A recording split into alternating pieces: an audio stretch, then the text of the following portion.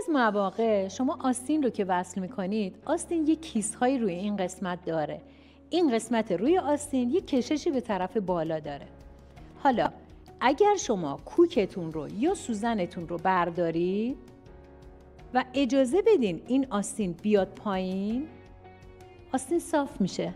علتش این هستش که قسمت تاج آستین این لباس کوتاه هستش. حالا اندازه این کوتاهی چقدر هستش؟ دقیقاً بینه. نگاه کنید اینجا جای دوخته و این قسمت هم لبه کارمون هستش.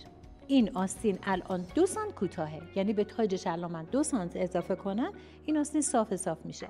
خب حالا اگر آستین رو دوختی و به این فرم در اومد، بیا روی الگو برات توضیح بدم که چیکار باید کنیم.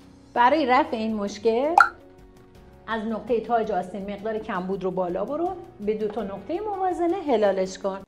ببینیم بچه‌ها، شما اگر الگوی آستین و بالا تنتون رو درست رسم کرده باشی، ایراده اندامی رو روش گرفته باشی، که این مشکل اصلا به وجود نمیاد. مسئله الگو رو کلا بذارش کنار.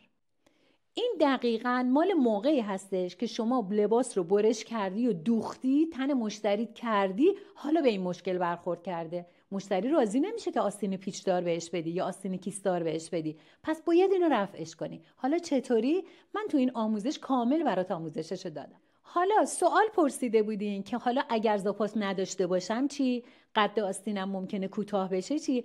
بچه آموزشایی که بهتون میدم کلی تجربه پشتشه و با خیال راحت مطمئن برو اجراش کن. حالا الان بهت نشون میدم که نه زاپاس میخواد نه قد آستینت کوتاه میشه. بیا ببین. ببینید من یه الگو نمونه اینجا کشیدم. قد آستینم ببین اینجا این اصلاح شده هست، این قبل اصلاحه. قد آستینم چنده؟ این الان 18 سانته. خب اصلاحش کردم، از اینجا 1 سانت و نیم رفتم بالا و وصلش کردم. الگوم درست شد.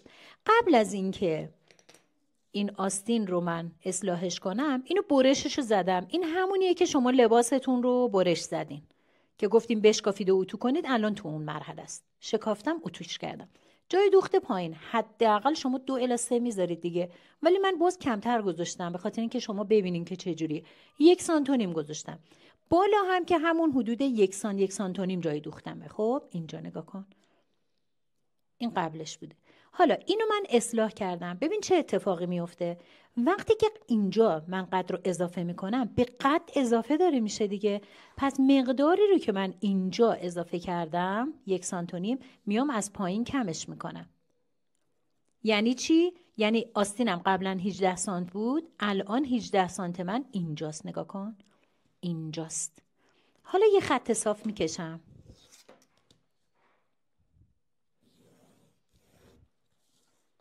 این اضافه قدمه دیگه، اینو تاش میکنم یا قیچیش میکنم.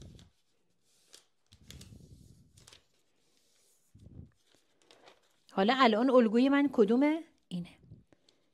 میذارم روش و همون 1 سانت و نیمی که قبلا جای دوخت داشتم 1 سانت و نیم قرارش میدم و سوزن میزنم.